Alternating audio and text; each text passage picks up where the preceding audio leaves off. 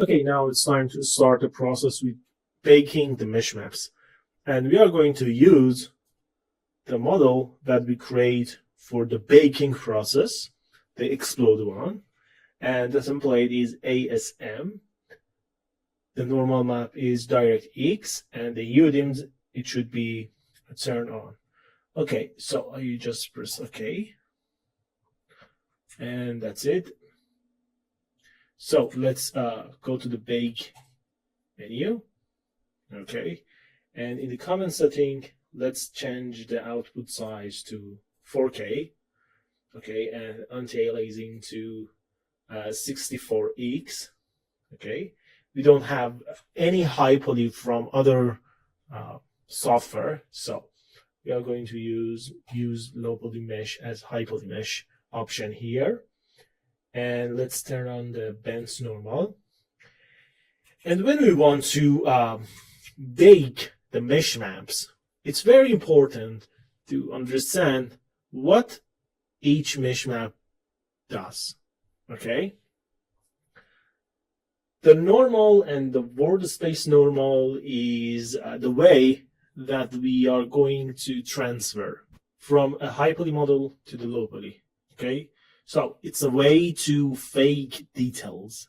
So it's okay. Let me deselect all of this. Okay, and now let's select normal and workspace. There is no any setting here that we can tweak. Everything is on the common settings. Okay, and let's talk about the ID. ID is not a thing that we want in this project, so we are going to skip that. And what about the ambient occlusion? Ambient occlusion is like a soft shadow in overcast light, in the concave area, and it's going to be necessary for texturing inside Substance Painter because very of the generators and very of our techniques depends on this mesh maps. So we need ambient occlusion, and it's like, okay, it should be big from this explode model. Okay. So what about the curvature?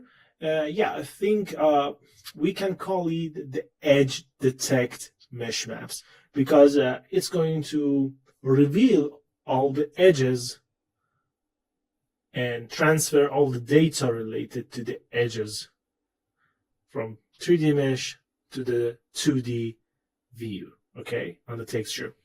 So we need this. And what about the position? The position is like, okay, this is the top of the model.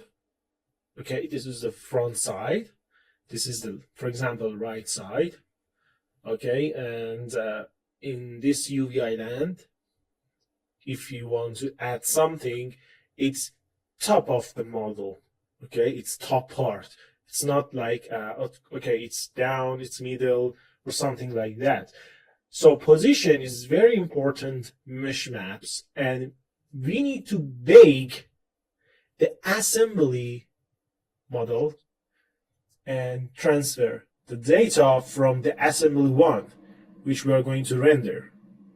Okay, so the position is not a mesh maps that we are going to bake on explode because it's going to be wrong, actually, when we want to texturing. Okay, let me explain you. In the texturing part, this is not here in this coordinate in the 3D view.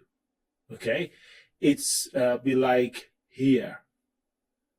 So when we want to texture and the position map is baked before on the explode model, it means in the position it should be like here, not here. So it's wrong. So we need to keep the position mesh maps for assembly bake. I'm going to show you, it's not a big deal. I just want to show you that position is important.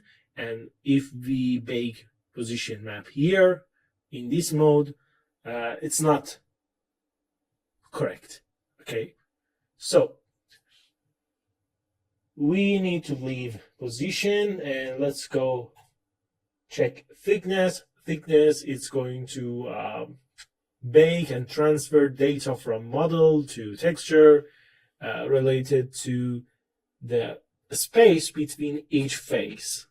Okay, so in this way we can figure out, okay, this is the big, this is the narrow option, narrow model, or something like this. So now we are going to bake bent normal, because in the bent normal we have some combination between ambient occlusion and normal. And the reason that we are going to bake bent normal is to help improve our visual and lighting situation inside the 3D window. Okay, so that's it. We are going to bake normal, world space normal, ambient occlusion, curvature, thickness, and bent normal here with a 4K size and super sampling 64. There is no any other option that we are going to tweak here.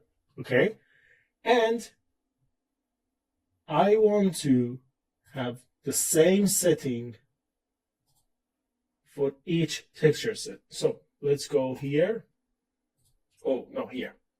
And in the mesh map bakers, we are going to select apply selection to more texture sets and select all. Okay. And everything is ready. So I'm going to bake selected textures. And after that, we need to change the model so we can bake position. And after this part, we are going to load the texturing model that we export from 3ds Max with the clone technique. So let's bake textures and come back for the next part. Okay, now we are done. As you can see, we have ambient occlusion, curvature, don't have position yet, thickness, bent normal, normal, and border space normal. Okay, so now we are going to change the model inside Substance Painter. Okay, let's go do that.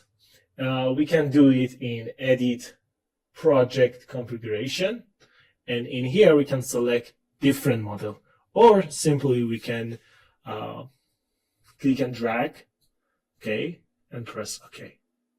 So this is the model, okay, that we are going to use for the rendering stage. That's it. This is the assembly one. Let's check the mesh maps on this model. Okay, this is the ambient occlusion, curvature, as you can see, thickness, bent normal, okay, normal, and border space normal. So everything is fine, but we need to go to the bake menu again, and now let's deselect all and go to the position. Now we are going to bake position mesh maps on this model. Okay, so let's apply selection to more texture sets. Okay, everything is fine, and let's go and bake selected textures. Okay, now we are done here. We bake the position mesh maps, and I want to show you the result of the mesh maps in the position channel from previous model. Okay, so this is the result, and if you compare this one to this one, you can understand what's happening here. Okay, there is no red part in here, and the color, it's not like that. So when we bake the position map on this model, on this arrangement, software could not understand where is the top side, where is the downside, and what is the space between each element, and what is the position of each UV island, and it's very hard to create mask based on position. So the right way to bake the position is doing something like this. Okay, when you want to use the explode method. So, okay, let's change the model. Okay, for bake. Okay, and we can see, yeah, this is the right situation in position mesh maps. So we are done in baking mesh maps, and now it's time to load the model that we prepare for the texturing phase. Okay, the model that we use clone technique. So let's go load for texturing fx here, and boom. As you can see, everything is okay. This is the thickness, this is the height. We don't have height actually, and this is the bench normal. This is the normal, border space normal. Yeah, we don't have ID, and this is the ambient occlusion, and this is the curvature. So when we go in ambient occlusion, okay, there is no sign here for affecting this part, as you can see in here. So this is the right way to bake complex model, especially when we are going to use that as a hero game asset. Okay, and that's it. Now we are ready to jump into texturing process. So let's setting up the viewport stuff, and after that in the next video we'll start to creating the body material, and after that other parts of this bottle. Okay, let's go to the display setting. I'm going to use Studio Tomoko, and let's increase the environment exposure. Okay, we are going to change the focal length to something like 50. Yeah, it's better. And let's change tune mapping function to aces. Very good. Let's go to the shader setting. In the shader setting, I'm going to use double-sided. Okay, so we can see what's happening here. Okay, it's very good. Let's enable bend normal. Okay, you can see the lighting, it's going to be more accurate when bend normal is enabled. Okay, we don't want to use opacity in this project, but if you want to have opacity, you can turn it on and add the channel. So this is all we can do in the shader setting. Let's go for the texture set setting, and in here I'm going to add ambient occlusion.